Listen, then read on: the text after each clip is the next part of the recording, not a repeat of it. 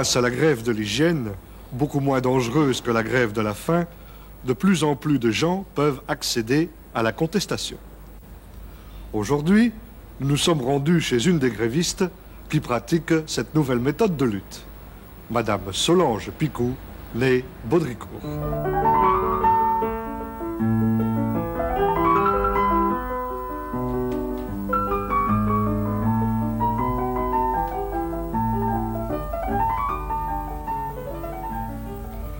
Solange, quand avez-vous commencé votre grève? En 1975. Janvier, très exactement. Quand j'ai pris conscience des événements du Sud-Est asiatique, j'ai voulu protester. Qu'avez-vous fait? J'ai cessé de me brosser les dents. Et à peine 8 mois plus tard, vous vous livrez à un autre combat. C'est exact. À l'annonce de mise en place d'ogives nucléaires en Europe, mon sang n'a fait qu'un tour. Et j'ai menacé de ne plus me laver les pieds. Cependant, les missiles sont construits et vous mettez votre menace à exécution. Ils étaient prévenus. Et puis, c'est 78. Oui. En solidarité avec les bébés phoques, je casse ma douche. Et décommande jusqu'à nouvel ordre mon coiffeur. Pourtant, vous n'êtes pas entendu. En 79, les massacres continuent. Alors, vous durcissez votre grève. Oui, je fais murer définitivement ma salle de bain et brûler tous mes gants de toilette. Et puis soudain, une partie de l'opinion publique vous lâche. On vous reproche d'aller trop loin quand vous décidez de ne plus vous laver les aisselles. Écoutez, tant qu'il restera sur Terre un seul pays, vous m'entendez bien, un seul, où l'on ne respectera pas les droits de l'homme, qu'on ne compte pas sur moi pour me nettoyer pas plus les aisselles que... Solange. Solange, vous irez vraiment jusqu'au bout? Je me suis donnée tout entière à mes idées. Je ne reculerai pas.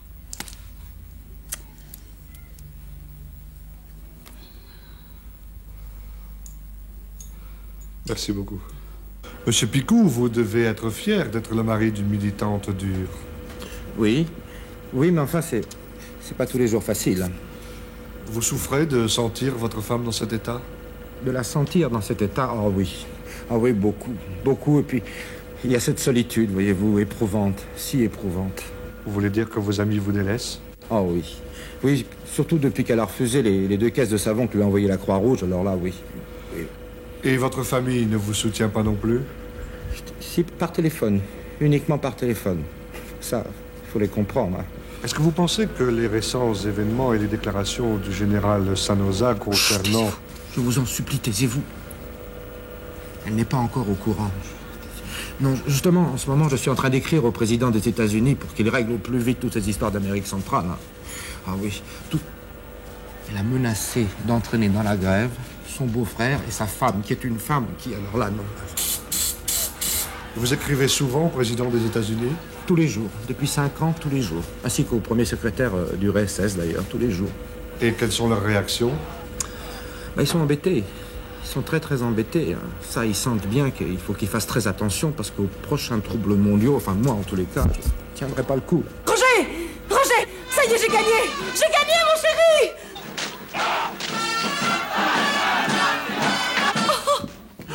Ils ont libéré les prisonniers politiques d'Urbanistan. Ils ont cédé. Oh, j'ai gagné. Lave-moi les mains. Oh, j'ai gagné. Oh, ils ont cédé. Oh, mon chéri. Ils ont... Oh.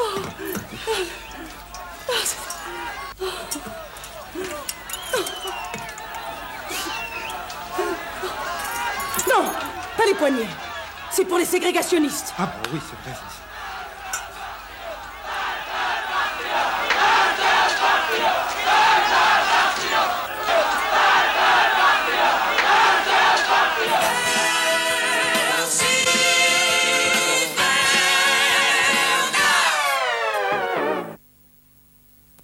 Oui, c'est vrai, j'ai été Lolita.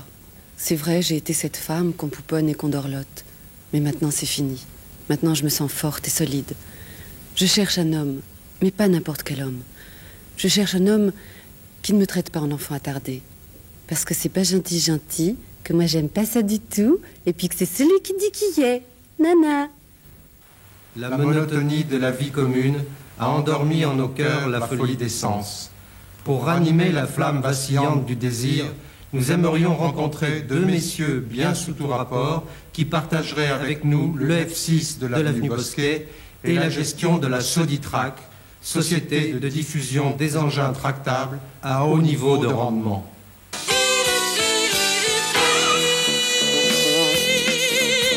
Et maintenant, les sports. Allez les garçons. Eh bien oui, c'est Pierre Blanchet qui vous parle en direct de Roland-Garros où se déroule actuellement la finale comptant pour le simple messieurs qui oppose bien sûr le Suédois Björn Borg à l'Américain Jimmy Connors. Et à l'heure où je vous parle, c'est Borg qui passe à Connors, qui passe à Borg, qui passe à Connors, qui passe à Borg, qui passe à Connors, qui passe à Borg, qui passe à Connors. Et comme convenu, je vous retrouve dans un petit quart d'heure. Match sans surprise hier soir, salle Nadeau, comptant pour la Coupe de France des tireurs de couverture, qui opposait la jeune brestoise Janine Barrois au Savoyard François Bigut. Un résultat, vous allez le voir, très attendu, ce qui explique sans doute la faible assistance lors de cette compétition. Les deux concurrents s'observent et se font évidemment les politesses d'usage. Ils vont se mettre au lit. C'est un début de match vraiment très classique. Tout ça est d'un traditionnel. Encore une politesse de lit. Et voilà, c'est parti. C'est parti sur, vous allez le voir tout de suite, un premier tiré latéral de Bigut qui n'inquiète pas vraiment Janine Barrois, qui va répliquer par une habile prise de drap à laquelle Bigut, à son tour, réplique par un superbe ramené découvrant qui amuse carrément le public qui est venu pour s'amuser, bien sûr. À ce moment-là, on croit encore que le match peut s'envoler. Le public y croit lui-même. Et puis non, vous voyez, c'est un bed-out sans aucun brio de Bigut. On aura salué au passage la présence dans le public du sympathique sélectionneur québécois, le Grubier. François Bigut, est-ce que vous pouvez dire juste un mot pour la télévision, s'il vous plaît? Non. Bon. Match retour le 18 dans la chambre de monsieur et madame Formentel, 27 rue Lavoisier à Nantes.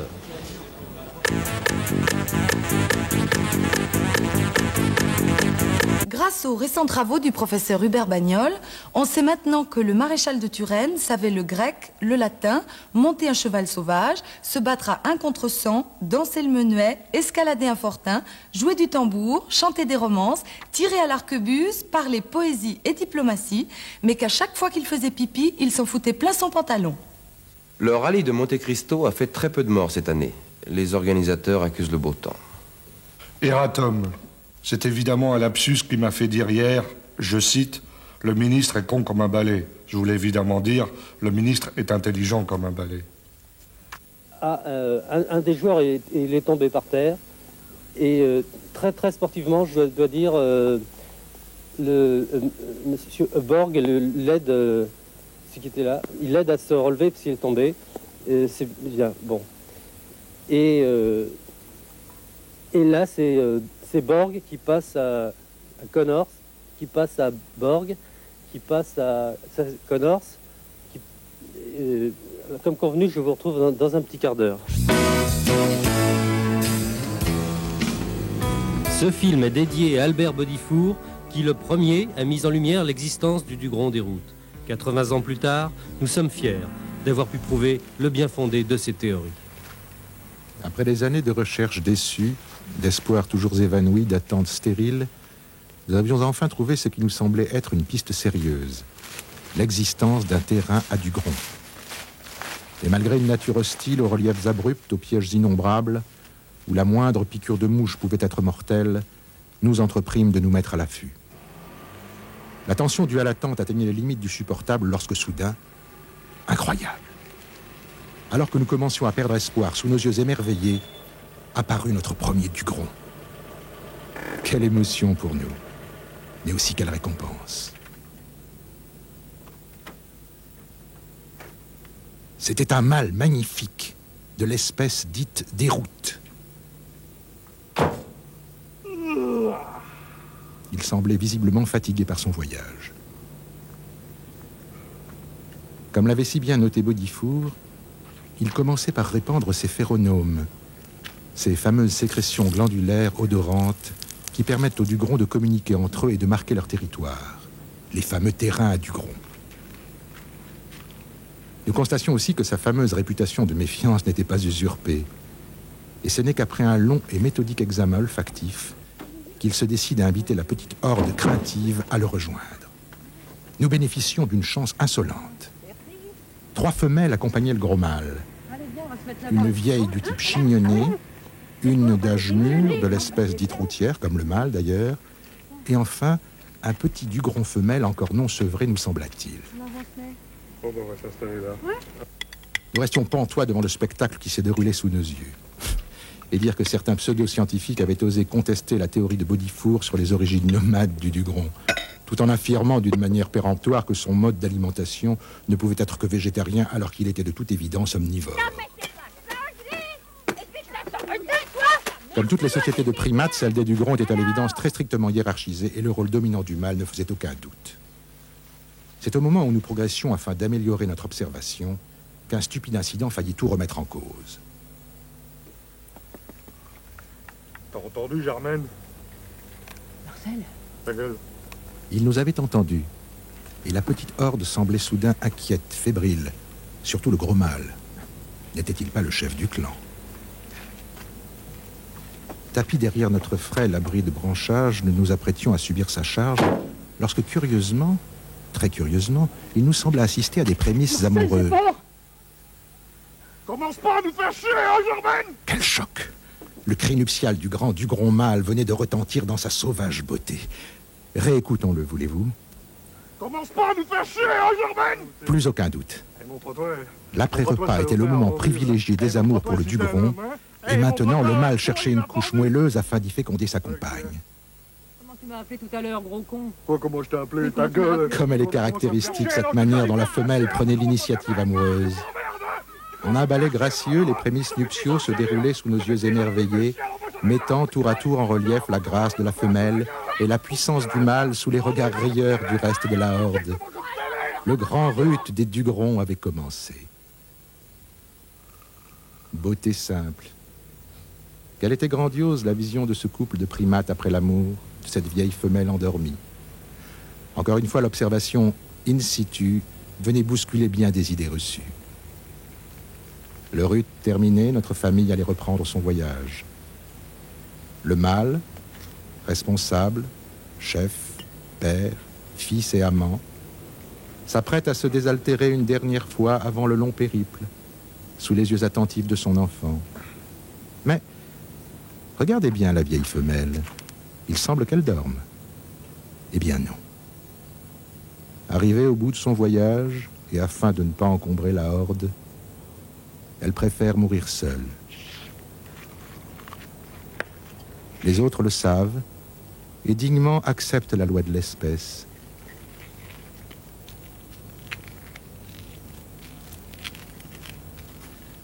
Et la couverture? On s'en fout. Il fallait nous rendre à l'évidence. Nous n'étions pas sur un terrain à Dugron, mais sur le lieu sans doute sacré où il venait s'éteindre. Cette découverte allait, nous en étions sûrs, faire l'effet d'une bombe dans le monde scientifique. Et ce n'était pas sans une certaine tristesse que nous regardions s'éloigner la horde, toujours poussée plus loin par son ancestral instinct migratoire, alors que l'aïeul, dans un dernier sursaut pour échapper aux doigts glacés de la mort, leur adressait un dernier adieu dans la lumière froide de cette fin de journée. Les salauds! Ordures! Saloperie! Pédé! Moi aussi, je veux aller à la mer. J'irai à la mer. Et j'ai mis un corps comme ça. Ordures! Salauds! Salauds! Ordures!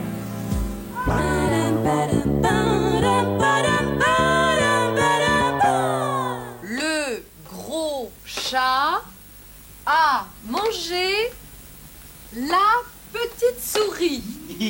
C'est compris? Bon. Eh bien... La brèche, tenez, la brèche. Allez-y, la brèche.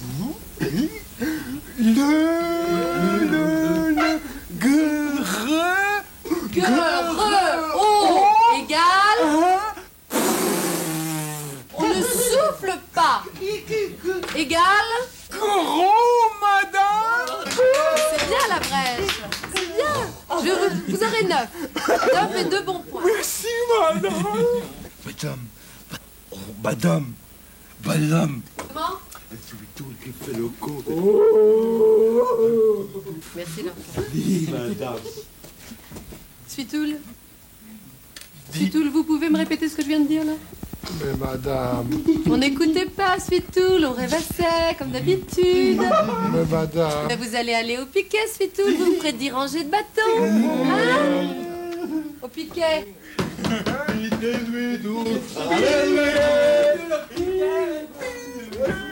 Tenez. Mais madame... Mais il n'y a pas de mais, madame. Voilà 2 jours que vous devriez savoir. Le gros chat a mangé la petite souris et vous n'êtes pas capable de le lire. Au piquet. Madame. Oui, Lorca. Madame, Switoul, tout à l'heure, il faisait rien que de copier. Mais c'est bien, Lorca. Madame. Mais c'est bien de dénoncer ces méchants petits camarades. Oui, madame. Bien. Vous aurez 3 doubles bons. Oui, madame. Oui, madame. Malfruche. Mademoiselle. Au tableau, Malfruche.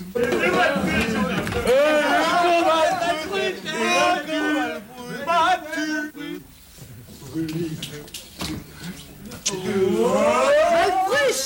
Vous allez m'écrire la phrase suivante et chacun l'écrit sur son cahier de dictée. Vous ramasserez les cahiers à la fin de l'heure. Alors dictée, tout le monde est prêt? Dictée.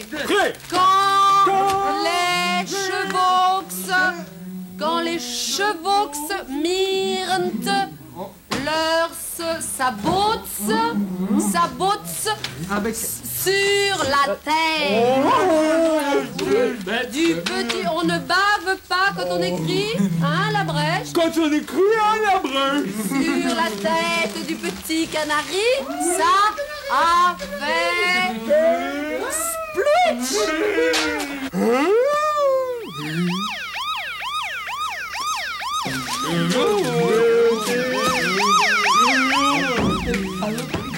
Allons-y, vite. Section 4, 5 et 7. Angle du boulevard Saint-Germain et du boulevard Saint-Michel. Quart numéro 8. Allons-y. Hop, hop, hop, hop, hop, hop, hop. Et celui-là? Celui-là, il est au piquet, il fait ses bâtons, capitaine. Parfait, il prend dans la tête. Merci, madame. Allons-y, mon petit. Hop, hop, hop, hop, hop, hop. Mais vous savez, capitaine, que si vous me les enlevez tous les quarts d'heure, ils ne sauront jamais ni lire ni écrire. Ah. Serviteur.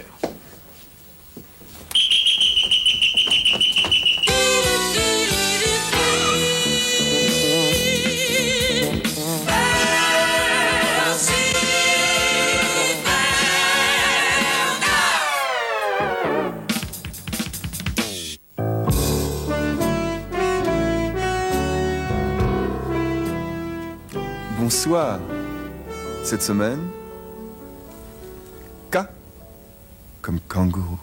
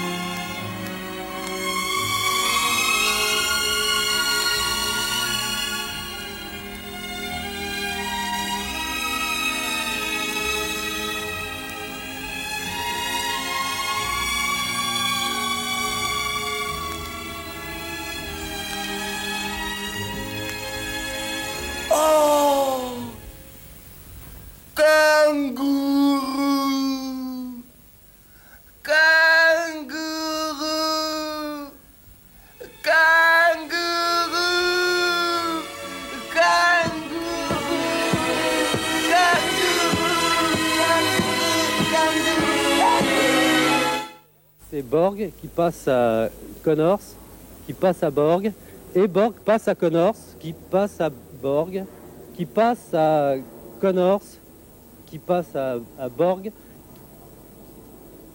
Borg qui passe.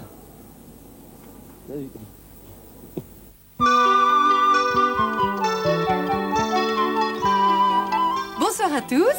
Et à toutes. Bonsoir Noël. Bonsoir Jocelyne. Bienvenue à Testons, Détestons. puisque nous sommes en avril, Moi, s'il en est où l'on achète ses chaussures.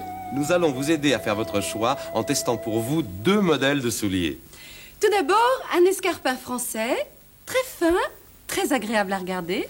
Et ce modèle étranger qui est, comme on le voit, laid et trop petit. Alors, Noël, laquelle de ces 2 chaussures choisir? Difficile de répondre, Jocelyne, avant d'avoir fait passer les 2 tests que nos amis connaissent bien maintenant. Imperméabilité et robustesse. Vous avez bien raison, Noël. Commençons tout d'abord, si vous le voulez bien, par le test d'imperméabilité qui est, je vous le rappelle, la résistance à l'eau.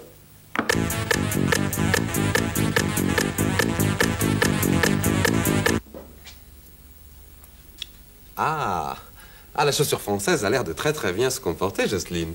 Mais oui, Noël. Voyons maintenant le soulier étranger. Merci, Noël.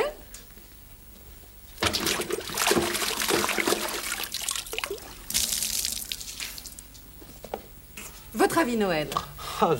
Je crois quand même que je donnerais un léger avantage à la chaussure française. Disons, 2 points. 1 et 2. Et vous, Jocelyne? Oh, je serai beaucoup moins sévère que vous, Noël, et je ne donnerai qu'un point d'avance à la chaussure française. Gentil, Jocelyne. Mais le suspense reste entier, puisque, je vous le rappelle, il nous reste le test de robustesse, où la chaussure de fabrication étrangère peut refaire son retard. À vous, Noël. Merci, Jocelyne. Voyons maintenant comment vont se comporter nos 2 candidats au test robustesse.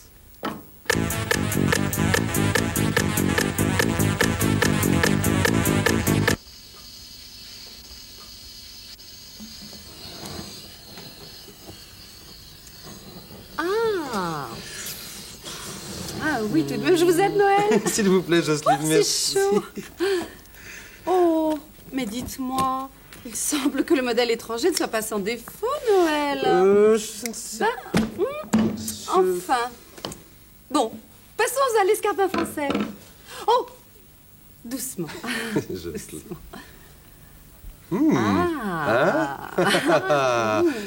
Oui, qu'en pensez-vous, Jocelyne? Ce n'est pas facile, hein, Noël. Courage, Jocelyne, courage. Dites. Bon, eh bien, puisqu'il le faut, je donnerai 1 point de plus à la chaussure française. Et vous, Noël? Oh, comme vous, Jocelyne. Si. Alors, 1, 2, 3, 4, 5... 5-0. C'est indiscutable. En avril, pour vos chaussures, choisissez français. Le mois prochain, pour vous aider à choisir votre cochon d'Inde, nous ferons passer nos 2 tests imperméabilité et robustesse, d'une part à ce petit rongeur français et d'autre part à ce rat étranger. Au revoir, Noël. Au revoir, Jocelyne. Bonsoir.